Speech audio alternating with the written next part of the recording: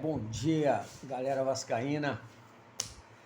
O Vasco tá nas veias, mas nas velhas esparrelas que a arbitragem apronta. Eu deixo para fazer o comentário do jogo, né? Quero me ater a isso, porque, como disse, né, preciso de fontes melhores para antecipar as coisas de mercado, para dar notícias mais assertivas para vocês, mais corretas, mais, né, sem ter um caráter tão especulativo como acontece muito aí. Isso deixa a gente, às vezes, também assim, num looping de notícias, né? Parece que volta, e aí no final nada se concretiza. Mas enfim, o fato hoje é que eu deixo para comentar o jogo no outro dia, com a cabeça fria, lógico. Que se eu comento ontem também, eu vou acabar jogando tudo para fora. Mas, infelizmente, mesmo passando de ontem para hoje, mais uma vez, né? Lamentável. Então, não é choro de perdedor, porque o Vasco não perdeu. É choro de quem não ganhou o jogo. É choro mesmo, é choro. É choro porque eu queria estar aqui falando única e exclusivamente sobre os jogadores. Né? Eu vi a coletiva, o Emiliano, ouvi o que o Alexandre Matos falou, ouvi alguns comentários pós-jogo, todo mundo muito bravo, muito injuriado. Ouvi agora pela manhã, só ouvi dois agora pela manhã, né? Eu ouvi o Fábio Azevedo e ouvi o Leonardo, lá do Fanático do Família Vascaína, e o Fábio do Fanático Vascaíno. Bom, girou tudo em torno da mesma coisa e eu, infelizmente, não tem como falar do jogo, de um jogo que, nossa, começou ótimo, maravilhoso. O Vasco jogou muito bem no primeiro tempo, o Fluminense deu uma equilibrada no final, o Vasco começa o segundo tempo assim, para cima, o Fluminense se acha novamente, né? A entrada do Lima já dá uma outra dinâmica, né, para o Fluminense já ali começa a dar uma apertada, aí o Vasco começa de novo a empurrar o Fluminense de volta e ficou aquele equilíbrio, né, ali até os 20 minutos. E aí, né, ainda não falei do lance lá que o cara partiu do campo, não tem câmera, não tem ombro na frente, não tem nada. Primeiro que a imagem que traça a linha, ele traça uma linha de impedimento. Ele não traça, porque mesmo sendo uma linha de impedimento, quem está impedido não é o David, é o Verratti. O Verratti não participa de nada, né? Se você traçar ali com o menino Guga, né? Tá na cara ali, né? Na pior das hipóteses, ele podia botar uma mesma linha. E ele parte nitidamente, na hora que o cara toca na bola, ele projeta. Então é junto, a projeção. Se o ombro dele veio à frente, se é isso, que essa imagem, que não dá para... É nítido que não tem nenhum ombro na frente, pelo ângulo dessa imagem aí que apareceu na TV, enfim. Não queria estar falando disso, gente. Queria estar falando como foi, né, finalmente o David puxou uma corrida completa e finalizou, né? Porque ele não deu uma de Ribamar, né? Pelo menos nesse lance, mas ele precisa, só um parênteses, ele tem que perder peso, porque um pouco menos de qualquer tipo de massa que ele tenha a mais, seja magra ou seja gorda, ele precisa perder. Bom, voltemos aí ao jogo. E aí, daqueles 20 minutos, a coisa desgringola. Aí o juiz quer ser mais protagonista que o outro. Não quero saber se ele era da torcida organizada do Fluminense. Não importa, ele é um árbitro. O VAR chama ele porque a câmera da frente... essa aqui ele está com a mão na frente. Mas a câmera de trás mostra que ele puxa o braço um pouquinho para o lado. Que o Cano não tenha nem tido a intenção pensada, mas a intenção reflexa, o ato reflexo houve.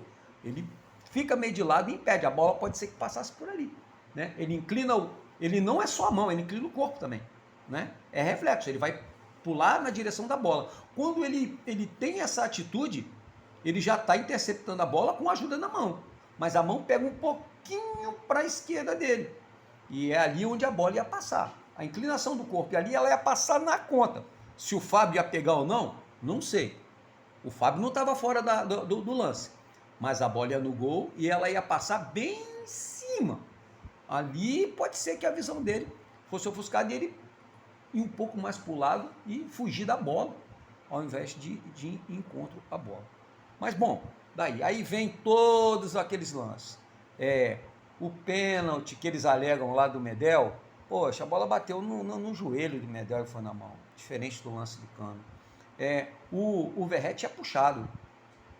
É puxado. É suficiente ou não? Interpretativo? Beleza. Mas o VAR devia ter chamado. Não é? O VAR, não tem VAR, mas não adianta nada ter VAR porque o VAR não chama. Né? O lance do gol do Verratti no final, eles disputam ali o mesmo espaço. Aí o menino, na hora que o menino cai, o Verratti meio que tira o corpo, a bola resvala no menino e sobra para ele mete o gol. Nada. E você vai ver, se esse juiz voltar a apitar, ele marcar um pênalti no lance idêntico. Não é? Então tem vários nuances e aí se perde. A gente queria falar dos jogadores. Né? O Emiliano Dias falou um negócio super interessante. Não tem nem que saber o nome. No final do jogo a gente não tem nem que lembrar qual é o nome do juiz. Só o comentarista de arbitragem tem que falar: a arbitragem desse árbitro hoje foi maravilhosa. Porque, poxa, a torcida nem do nome dele lembra. Entendeu? O cara passou despercebido. Esse é o bom árbitro. Né? E aí ele lembrou isso. Gente, olha só, cara. Dentro do campo tinha Felipe Melo, Marcelo, Ganso, Renato Augusto, o André, jogador de seleção, Payet, Medel,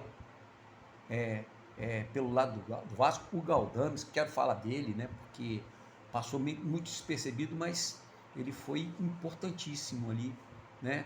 O Léo Jardim, o Piton, olha, sabe, o Léo que não gosta de ser Pelé também, o menino zagueiro que fez finalmente um jogo à altura do valor que se pagou por ele num clássico, né? E esse Zé Mané desse juiz ganha uma oportunidade de ouro, entendeu? Um clássico desse, com jogadores... Não, o clássico estava bom, ia ser um jogão.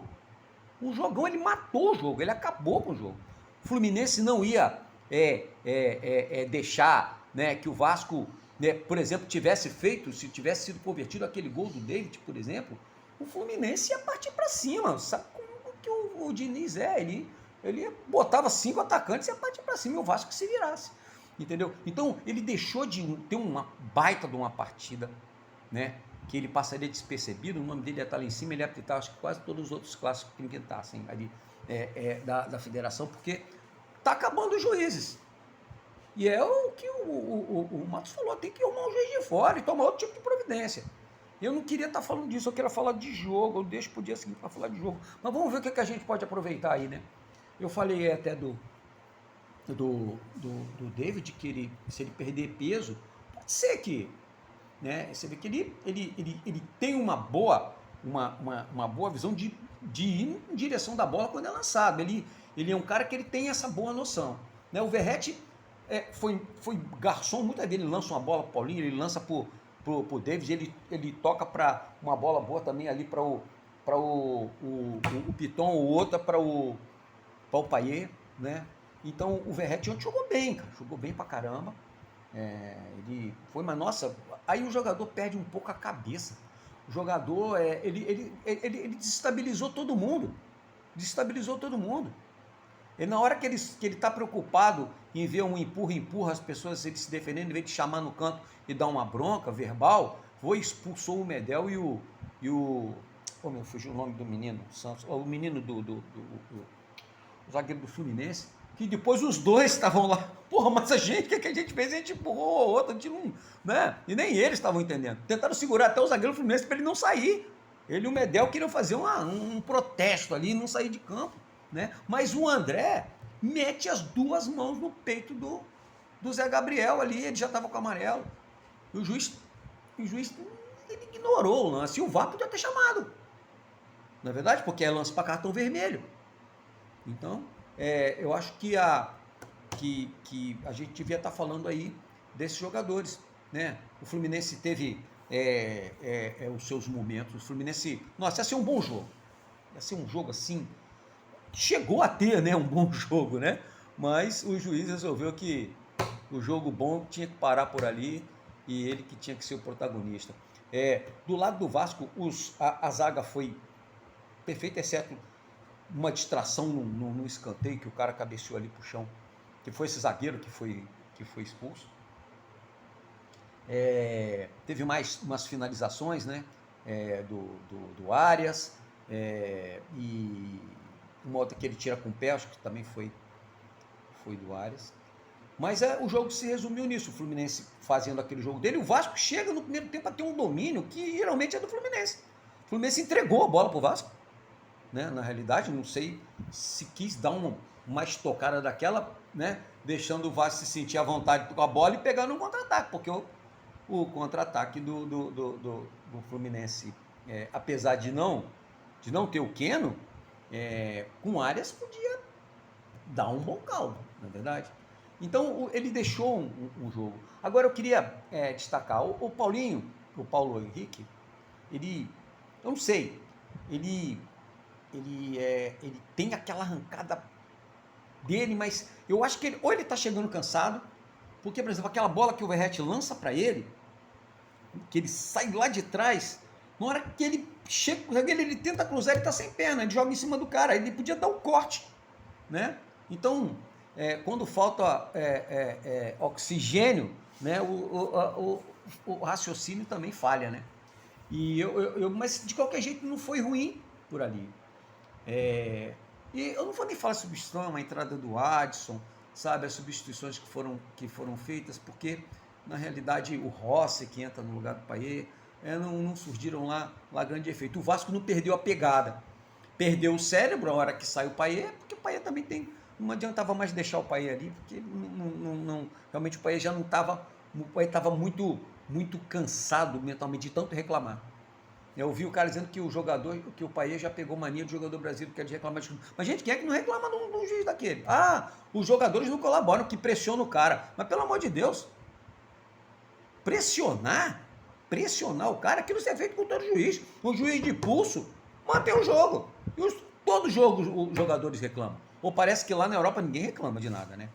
Parece que eu canso de ver jogo aqui de time europeu e a pessoa reclama e pressiona o hábito, sim. É que o cara tem pulso firme e ele segura a onda do jogo e não deixa que aquilo domine ele. E esse hábito aí, sinceramente, qualquer time de pelada de quarta-feira nossa lá, né, domina um cara desse aí. Mas, bom, deixa de falar dele. Eu queria destacar uma coisa. Bom, Payet, como sempre, o Piton ali pelo lado, legal. O David se perdeu um pouco de peso, até que está indo, né? Verratti jogou super bem, Zé Gabriel correu bastante, Zé Gabriel teve muita presença, você vê que ele se esforçou para não ficar sendo ali só aquele cão de guarda, ele saiu para jogar também. Mas, gente, eu quero jogar um jogador que quase não se falou dele. Já falei da defesa toda, já falei dos laterais, já falei da turma toda que estava ali, mas o Galdames, o único que eu não tinha falado. Você no primeiro tempo quase não ouve falar do nome dele na narração, mas eu estou sempre prestando atenção na movimentação do jogador, porque no dia seguinte eu preciso fazer o comentário, né, mais, né, detalhado, né, de cada jogador. Mas o Galdames foi importante pra caramba. Sabe por quê? Sabe por que o Fluminense não teve a facilidade de trocar muita bola no meio campo? Primeiro porque botar o Renato Augusto lá na frente para tentar ganhar na corrida com do João Vitor foi meio, né?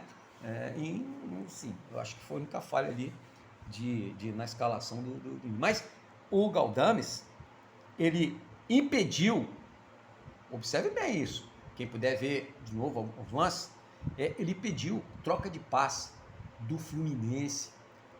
Ele estava antes da bola chegar, então não tinha como passar a bola ali. O setor que ele ficou responsável não teve troca de passe. Ele estava sempre bem colocado. Ele roubou, acho que, cortou, interceptou na realidade, umas 2 bolas só no primeiro tempo, e umas 3, e no final, quando o Paes saiu, ele meio que vem um pouco mais para assumir um pouco dessa a função de criação, né?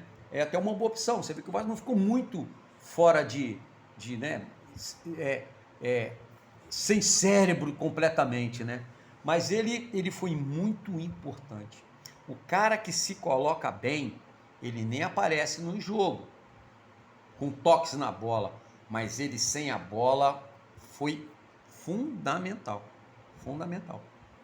Então, são coisas que passam despercebido porque você está vendo quem toca na bola, né? E esquece às vezes daquele que tocou muito pouco, mas se ele não tivesse bem, né? O Ramon teria tirado ele de campo e colocado outros. Mas vejam bem, não vai tirar um cara que tem essa leitura, né, do jogo e da sua função e do outro time, né? Com certeza ele viu isso ali, foi mostrado para ele no treino, ou ele mesmo tentou verificar isso. Mas, gente, resumindo, eu queria falar bem muita coisa desse jogo, né? Merecimento, ganhar ou não, sabe? Eu acredito que isso é quando a bola vai lá para o fundo da rede. O Vasco foi prejudicado, o Vasco não ganhou. As bolas do Vasco que foram à rede, se fossem, teriam dado a vitória para o Vasco, obviamente. O Fluminense teria perdido o jogo, mas se o jogo corre normalmente, o Vasco converte a primeira oportunidade, a segunda, né? Porque teve a bola na trave do Léo. Lá, uma jogada assim, a falta que o Paí colocou ali, tipo assim, alguém aí faz, alguém põe para dentro, né? A bola cai num ponto ali que, nossa, ela dá a volta por trás da zaga do Fluminense, ela faz a curva assim, ó, e quem vem de frente está beneficiado. Geralmente a bola, quando vem da ponta assim, beneficia muito mais o zagueiro, né? Mas ele deu uma curva na bola que ela caiu propícia para uma finalização, né? O que ocorreu, né?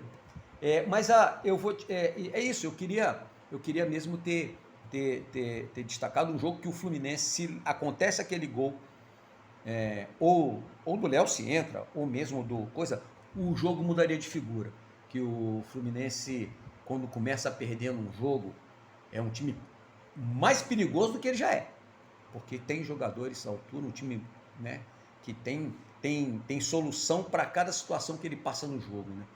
E principalmente para quando começa perdendo. Pode ser até que ele leve 2-3, como já aconteceu, mas que ele vai fazer o outro time se defender e se arrepiar, muitas vezes vai. Então ele deixou e perdeu uma chance enorme, ganhou um clássico para passar despercebido no jogo, mas não no quadro de árbitros da Federação Carioca, da CBF e da FIFA. Infelizmente, ele perdeu a oportunidade e o jogo foi o que foi. Galera, até o próximo jogo. Domingo tem Botafogo e Vasco. O Vasco tem que ganhar. E vamos lá. Vamos deixar que esse pessoal tire o Vasco dessa, porque o Vasco deu uma balançada no sistema e a final, né, do Campeonato Carioca tem que ser pelas emissoras que a federação contratou. Aquele abraço, galera. Até segunda.